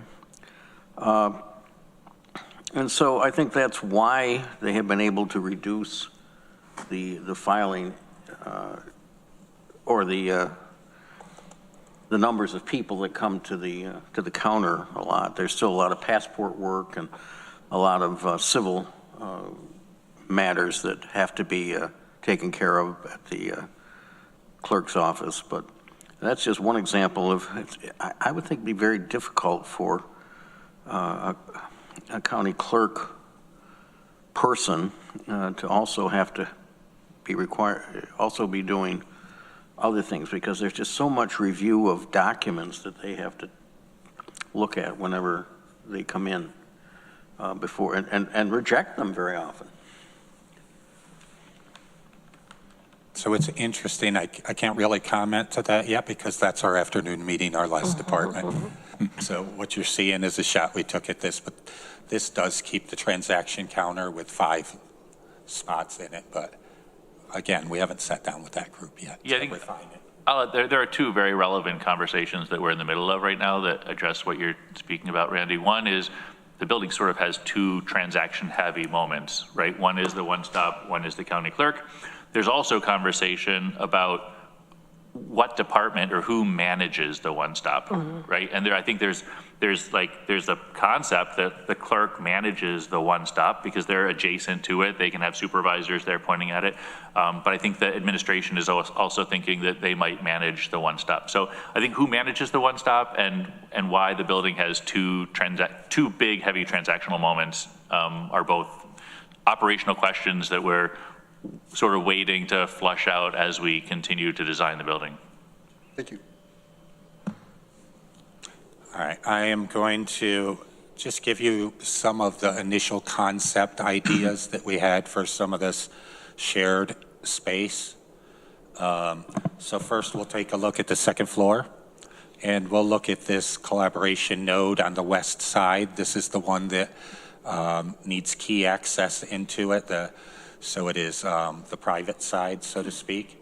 And we're looking at, views back toward the park and the Boardman House and just opening that up to be a little bit more airy. Some of the different thoughts that we had are taller chairs. We put these in here as examples to talk through and see what people were thinking about how they would use the space. Booths, we got positive response to booths with high backs, and you could have a small impromptu meeting out there, especially if there were monitors on the walls. Some bring up that they could go in and just sit here and have a Teams meeting with 3 or 4 people sitting together. And then some comfy seating at the stair entry. But these are ways we can do different levels of privacy. They were just examples. And then as we move to the other end, this is the public side of it, or the more public side of it. It doesn't mean it still can't be used for the same things. But that again would be waiting. Resource libraries were talked about. Can brochures and helpful things be left for the public there and give them a moment with it?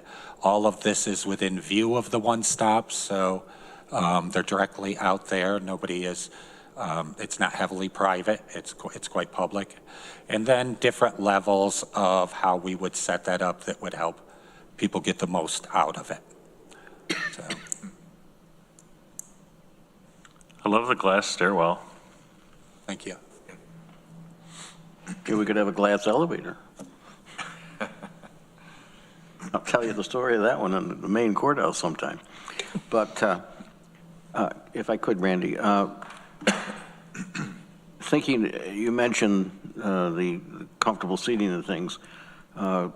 At the library, some of the upholstered furniture was replaced because of the concern about bed bugs. Mm-hmm.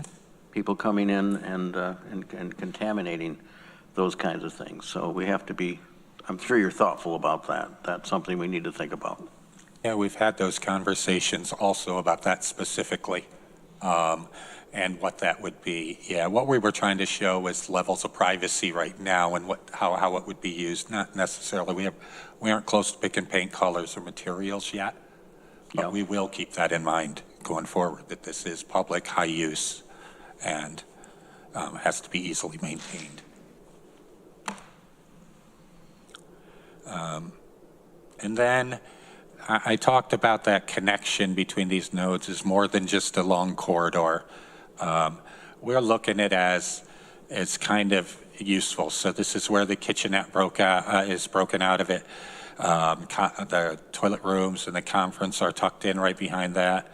We pushed back the walls in a couple places where we could afford the square footage without increasing the building to put some softer seating. A couple people mentioned those high tables with stools out there would be something that they're used to sitting at coffee shops or something would actually get used by the employees a lot. And again, that leads down to the collaboration node. And this. Are we going to have a virtual tour at some time of this, or is that too expensive to do? So right now, what we're looking at is still refining this. So building that now before we've had all the input and got this to the stopping point, which we're shooting for now, and get to SD. My guess would be in DD, we could do more of a walkthrough. Let's verify the pricing and make sure we're moving on to the next step with this building. This is a view of a generic office. So if you're on the north wing, these are the offices along the exterior with glass. So you're getting some natural light in there, natural light at the ends, open workstations. We would like with this being a heavy timber building, we thought we'd take advantage of some of that to expose some of that wood, but not overly done. And then these are conference rooms broken out of it. So this just gives you a feel of how we're trying to orient the circulation and keep that to a minimal and get as much usable space out of this as we can. Can I ask a Rella question? Your staff, all this glass, is that going to be difficult for them to keep clean?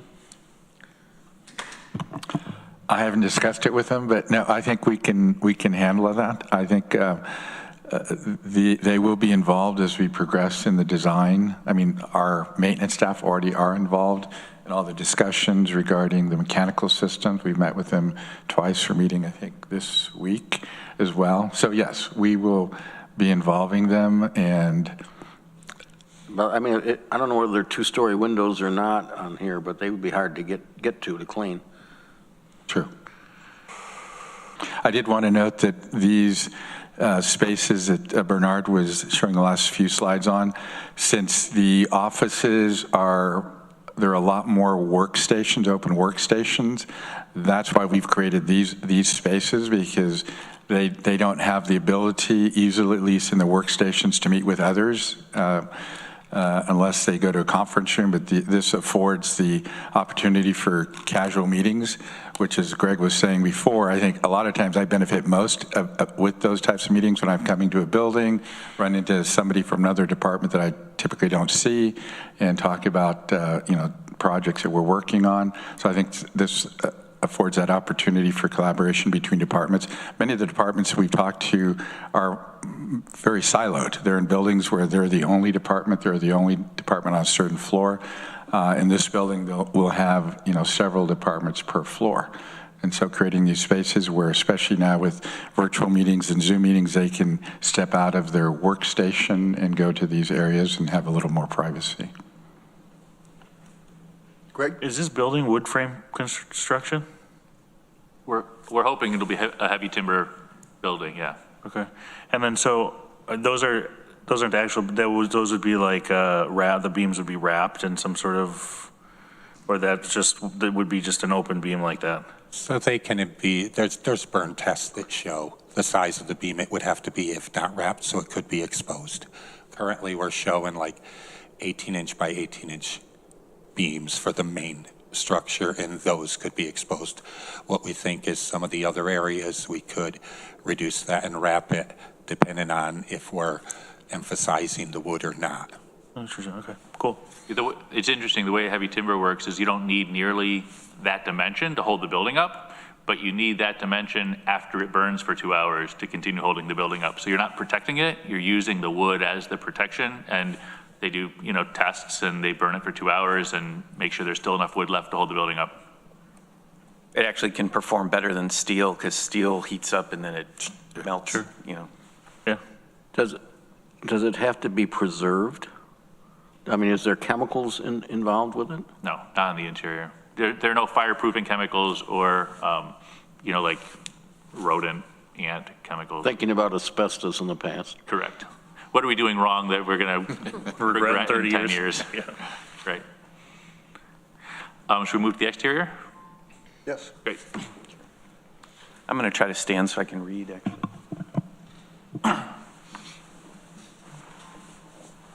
This works? So I'm just going to update you a little bit on, I think the last time we talked, we were looking at multiple concepts, and since then had a survey both to the legislature and to the public, and I'll share some of those results with you, which you've probably seen. And then we have evolved the exterior building elevations, and there might actually be, I think Greg was maybe asking about looking around the corner, and we have a new elevation that we developed this week to show you about that. I'll try to go pretty quickly through these concepts that you've seen before with some of the commentary. When we were looking at this before, I want to remind everybody that these hand sketches weren't ever intended to be like a final design, but they were really supposed to be a taste test for the community. And ultimately what we tried to do was show something that's maybe a little more traditional. And that's what you're going to see in concept number one, something that feels a little more traditional, classical. We believe we showed concepts that were much more contemporary. As you recall, there was one that was more wood clad with a giant 3-story glass atrium, and that got sort of weeded out earlier. That was a concept that you won't see today. But our initial results were that people really liked the idea of stone, the durability, the longevity of buildings that were built out of stone. And so very quickly, you're going to be looking at concepts that are basically brick and stone, probably things that are more akin to a civic building. But in the end, what we were trying to show you is something much more contemporary, something a little more modern, and something a little more traditional, and that's what I'm going to show you in just a second. So concept number one, you guys have all seen before. This was a mainly brick building where this entry portico, and that was that sort of colonnade we were talking about. So there's this, colonnade that sort of wraps around the corner. And we envision that as having somewhat traditional massing, but could have contemporary detailing. And we reminded people like buildings like the Tompkins Financial Building and Breckenridge Place we saw as examples of that. Some of the commentary, this was received fairly well, this concept. Attractive use of brick and stone, functional design. People liked the wide steps. We actually got, some positive comments about that and some not so positive. Good use of natural light. So I think we're thinking about, all the office space gets a lot of light. The atrium, of course, a lot of natural light could flood in through that south facade. We did have concepts 1, 2, 3, and 4. These were actually originally grouped together. So in our mind, these 1 and 1A both were concepts that were sort of more traditional in massing with contemporary detailing. This sketch obviously entertained the idea of a stone pediment, but a lot of the same concepts as the first option. People liked the wraparound porch. It felt more personal and classical. People liked the historic connection. And people really liked in both concepts this idea of displaying all the communities in the stone, like etched right into the stone is sort of the breakdown of the county. And then some people liked the pitched roof.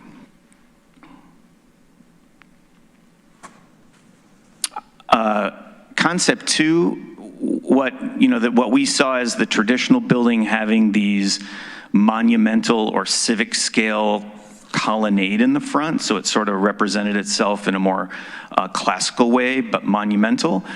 This version was trying to be more contemporary in that we sort of carved this corner out, and the civic scale was sort of represented by a largely glass atrium that, unlike a traditional or classical way, sort of defies gravity. The stone is cantilevering over.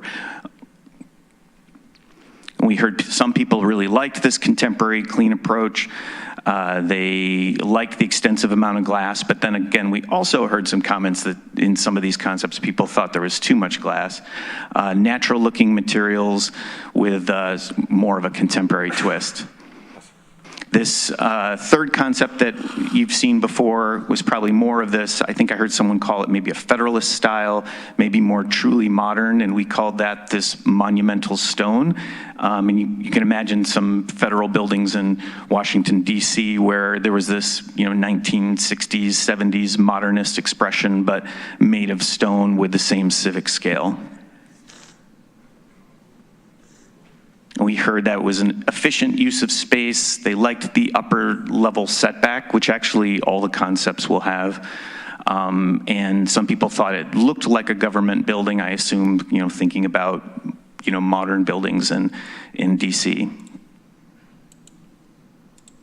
So you all have seen some of the slides, and you've probably seen some of the survey results. What we quite largely saw was that over between 78% of the people responded positively to concept 1. And we had broken it into 1A and 1B, but very clearly people liked this more traditional, classical massing with contemporary detailing. I sort of highlighted and grouped them here because as we began to explore this option, so we sort of said, all right, option 2, 3, 4 off the table, this is the direction we're gonna go. We started exploring the use of the pediment, and you can see it in this concept, but we actually looked at it in multiple different ways. This is a 4-story building that we were trying to reduce the scale by bringing a cornice line down to the 3rd level. And when we really started testing the use of this pediment, both in this concept and one where we looked at a large pediment, we realized we're starting to block a lot of windows on the 4th floor. We're creating this larger mass that's kind of hovering over the 3rd floor that didn't really have a purpose.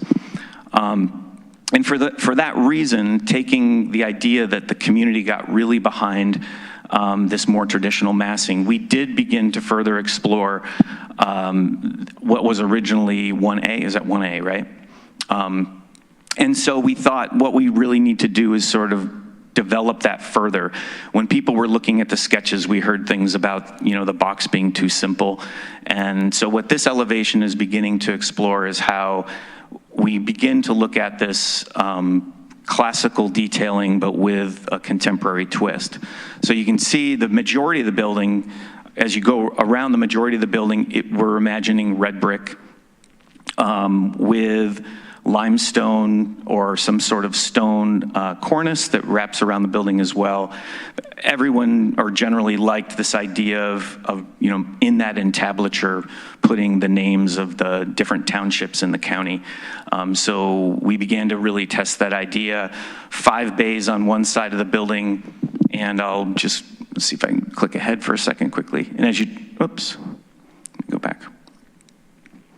And Greg, you were asking sort of how does this building wrap the corner? So the special moment is at the corner. That's the expression of the limestone and the same number of bays that represent all the townships. And then as we go around the building, we get a lot of that same window detailing. So imagine this could be, polished limestone or some other sort of special, more contemporary cut of limestone with a more contemporary window, set into a brick building with punched windows that has this sort of base, middle, top classical relationship. I'll go back for a second. We are looking at treating that setback with a different material. So that could be metal panel or something much like a lot of the turn of the century buildings would have a penthouse or a doghouse or something that sets back. They tend to not be masonry, both for, structural purposes, that when you push that back, you don't really want to support all that masonry. So setback areas being built out of a different materiality is both has some historic influence, but at the same time, we thought that's a positive that we're bringing the vertical scale of the building down, especially with the Boardman House being about 30 feet away. We are showing sunshades on the south facade, which I think, like the Tompkins Financial Building, has this classical detailing, but it gives that little bit more modern connection. I think a lot of people responded to the hand sketches at feeling too simple, so we wanted to explore in a little more detail inside that portico. That wall, could be more glass, it could be more stone, but I think you can begin to see an articulation that that also brings human scale to this otherwise civic scale archway. Imagine some decorative light fixtures that are sort of hanging in the middle of that portico at night, nicely branded with the Tompkins County logo. Whether or not center of government is marked over the main entry door. I think we'd also heard some comments about where was the front door. And I think, the center bay of this portico could very easily and I think formally present itself as the front door. And as the Fisher group was showing us, imagine that stair coming right up at this front door at the center bay.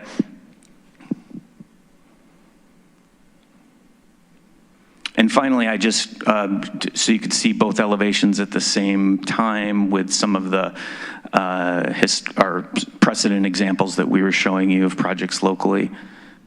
With that, Coy and Bernard, do you have anything else you want to add, or do we want to turn that over to questions?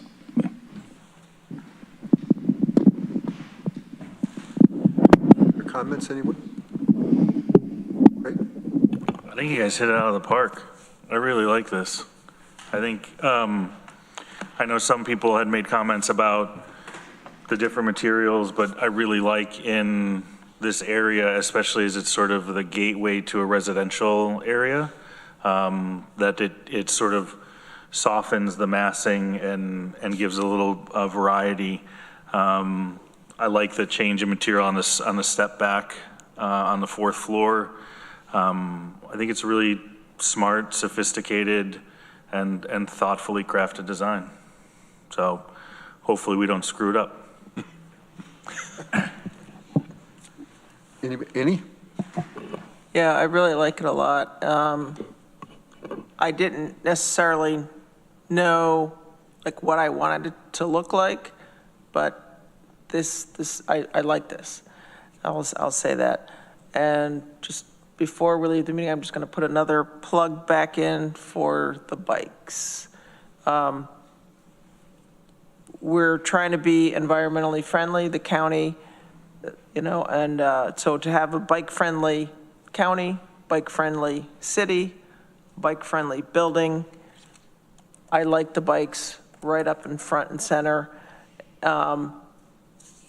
If people don't want to see them, we really need to have then maybe an area that's maybe a little shaded, but we need to have them close to the center of the building, just the same, you're going to come in, get out of the rain if it started to rain, or some people ride their bikes in the snow, not me. But, so I think close to the entrance as possible. If we wanted to make it even more secure, which would obscure it more, I would be all for that. And again, we need to think about we want to have people be healthy. We want the community to be environmentally friendly. So as much bike space as we can have, more people are going to be using bikes. The e-bikes, are really exploding. A lot of people are on bikes that haven't been on bikes, in many years. So I'd like to make sure we really center and figure out how we're going to have bikes there, and also an area where staff can lock their bikes up, and not just with a physical lock, but have a space for that. Again, staff and other people, you know, you can ask the city and the sheriff, the safety departments, that the number of bikes that are stolen is crazy now, and a lot of people are afraid to ride their bikes. I have an e-bike, and I've told staff I would never leave it out here. It's just too expensive. It'll, you know, they're stolen like that, and a lot of times too, just not even to be resold, just for the metal. So anyway, just thinking about that for our building.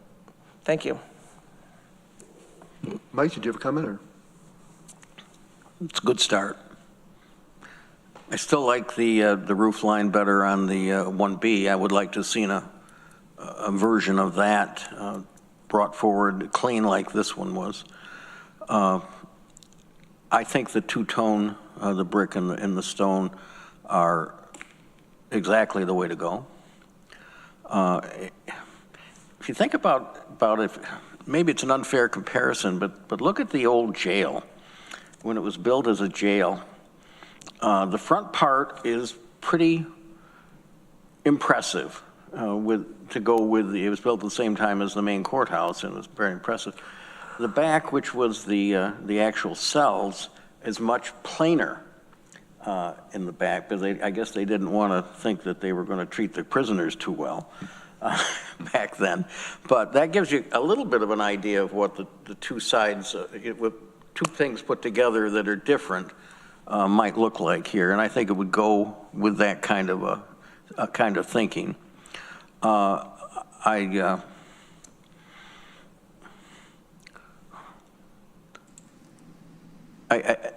Just the roof line is what bothers me. I think it makes it look too boxy, but I realize that that's a concept that a lot of people like, but I just wanted to say that. But I do think that moving ahead as you have to show this a little stronger, it's a good way to go. We're getting to the end of our meeting here. It's 11 o'clock. Did you guys have anything you wanted to add, or is there another step here? I have something to add before you close. If you could get us a copy of your latest presentation, we could circulate it to the rest of the legislators. Yep. I see you could just slightly change different from what you sent before. And I'm sure some of them will really have some good comments on this. And overall, I like the design myself. I think it's a good start, as Mike would say. Can I say something? Yes, Mike. A little off. There was an article in the Ithaca Voice about the Center of Government building here fairly recently. I thought it was, whether the author did not understand, but I thought it gave some wrong impressions. It talked about this being a huge building and taking up a huge part of the block, neither of which is true if you consider this in relationship to, for example, the 200 East Buffalo Street building, and even the courthouse. It's at 4 stories. It is not huge by comparison. It's built to be what's necessary. But I thought that article gave a totally wrong impression of what we're doing here. And it makes it sound like what we're having to pay for this is somewhere out of scale, and it's not.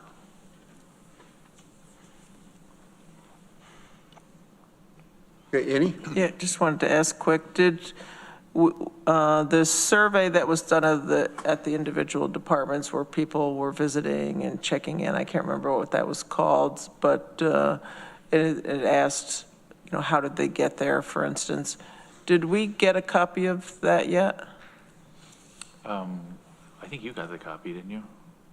I'm not sure if it was distributed beyond there. Because that was something we had, No, we've not got a copy of that. that was something I saw in the minutes that we had been asking for, No, too. we did not get a copy of that yet.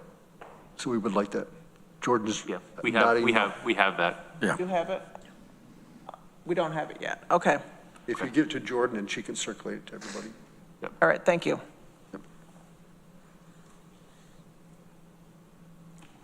Okay, thank you very much.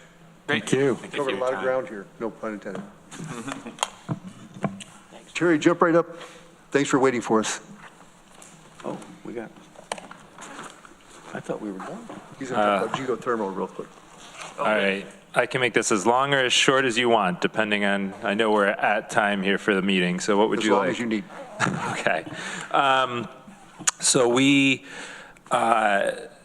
just to kind of set the stage and provide the context, you know, we started this district feasibility study back at the beginning of the year, and the goal of the study was to look at what a district geothermal system might look like and if it would be feasible to not only encompass the new building and our current existing buildings, but also potentially to branch out and serve some of our neighbors on this block. What we ran into as we went through this study was that there are some challenges with this particular location that makes doing a district system particularly difficult. The first challenge that we face, and perhaps the most obtrusive, is that Ithaca sits on a shallow water aquifer, a pressured aquifer, that is roughly about 200-ish feet down below the ground. And if you penetrate that, then you start to run into complexities. It's been done in other countries, has not been done in Ithaca, has not been done substantially in New York State. And so the permitting itself is its own obstacle, let alone the actual physics. So that really limits how far you can dig to do your geothermal boreholes. You know, in a typical geothermal system, up until recently, you were limited to 500 feet, and so people would go to 499 feet. The DEC got rid of that particular regulation, so now they're regularly going down to 600, in some cases beyond feet. And in this particular location, we would be limited to right around 175 feet. So it's a very big challenge to overcome. The other challenge that we face is that in terms of this block itself, if you are not penetrating DeWitt Park, the space that you have to place boreholes is very limited. We are basically limited to where we are parking vehicles at this particular time. And so the ability to locate boreholes is exceedingly difficult in this location. So with that context, what the feasibility study discovered was that we could comfortably fit in the new center of government. We could take on the vast majority of the capacity for this building and the old jail. But unfortunately, we would not be able to encompass the main courthouse as well, let alone any of our neighbors, including the two houses of worship or the Boardman House. And so, and even for this building and the old jail, it might be more financially beneficial for the county to explore a system that would utilize the district thermal system for the majority of the heating and cooling, but for the peak loads to be carried by either our current existing system, which unfortunately is reaching end of life, or a supplemental system. And so where we are at right now is that I was delivered the report late last Friday with some corrections yesterday, so I'm still going through it. I had a debrief with the team this morning, actually right before this meeting, and I actually have to still talk with Arel about this, as well as the Holt and Tetra Tech team. We are going to do a borehole, is the plan, a test borehole that will dig to 175 feet just to verify what has been done in other locations close to here. That borehole will really help us determine whether the conservative assumptions that were made in this report are logical and are fair, or whether it's a more negative scenario, or in their words, probably less likely a more positive scenario for us. So we're hoping to get that scheduled soon, and possibly to coincide with a geotechnical for the building itself. We have to talk with the Holt and Tetra Tech teams about the potential to locate boreholes under the building. That's something that's increasingly being done, but offers its own complexity, and especially with the conversations that we've had today around where to locate mechanical systems and the potential of a basement. Obviously, that adds complexity to the situation as well. The good news was that the price tag to do this was actually not too bad. It was about $5.6 million to do a lot of the boreholes, the connections, the tunneling, the piping between the buildings. It did not include the terminal units in this building or the old jail, and it also didn't include the terminal units in the center of government, although those have, I think, largely been costed into what's already been priced for the center of government. What are terminal units? Excuse me? What's a terminal unit? A terminal unit would be like the radiators that you see, or like a heat pump head that you might see. So the terminal, the ending point where it would actually distribute into an individual space. Okay. The other good news that we have is that the bill that was passed by Congress that had some pretty negative ramifications for solar and wind actually kept commercial geothermal largely intact as it was. And so there would be roughly the potential to receive up to about 33% as a tax credit through the direct pay program. And the more that we roll into it, such as those terminal units in the center of government building, as well as potentially this building or the other building, that could also be wrapped into receiving the 30% tax credit. So it's not all bad news in my mind. I mean, we certainly were hoping that this would be a system that could encompass all of our buildings and potentially branch out. And so it is disappointing to see that that's not necessarily the case. But the price tag is somewhat less than what I initially feared it might be. And I think, I think it's a good option if we're looking to decarbonize these buildings in addition to the center of government building, which we're already planning to go with geothermal. So what remains now is to do that borehole, confirm our assumptions, and then if we do want to go forward with a district system, then to start to do more detailed engineering. And unfortunately, the state used to have programs to help provide support for that more detailed engineering. They've changed how those programs look right now so that we don't currently qualify with the amount of square footage that we're talking about. So we would have to figure out how we would do that, whether it would be part of the existing work with the center of government and the renovations for these buildings, or whether it would be some other potential path. But I do think that there is an avenue to have an interconnected system that would provide some shared resources, would reduce some overhead costs and operational costs in the long term. But it would mean that as we look to decarbonize the main courthouse, we'd have to find a separate avenue for that. Thank you. Any questions? Any? Bummer. Yeah. So let me see if I understand this. So is there only enough room in our parking lots to possibly do geothermal for old jail in here? And the new building, yes. The new center of government. Oh, and the new center of government. It would really just be the main courthouse that would be excluded. Oh, okay. So that's... And if we could potentially use the space under the center of government, we might be able to improve some of that load, whether we would then want to try and take some of the load from the center or from the main courthouse, or whether we would want to use that to avoid the necessity of having a separate system for the peak loads of this building in the old jail. That we'd have to explore kind of what makes more sense in that regard. Okay. Yeah, at first I thought you said just these two buildings, but if it could include the center of government, we want, the hope was to do, a bigger, a whole district. But, so it's not horrible news. No. So, I'm glad the tax credits are still intact. Thank you. Mike? Yeah, I think we should go with whatever we can get. Yeah. And if it means another system for the old, for the main courthouse someday, we can look at that. There's more parking lot out there if we have to. And maybe there'll be some money. Just like we just got a grant for the one up at the airport. Yeah. who knows? I would be kind of concerned, just as a layperson, about putting these wells under the building. I have to equate it with the giant boilers for the old heating system in the old jail building basement, because no, we can't get them out without a lot of money. And I think about, what if we needed to rebore them, for example? Yeah.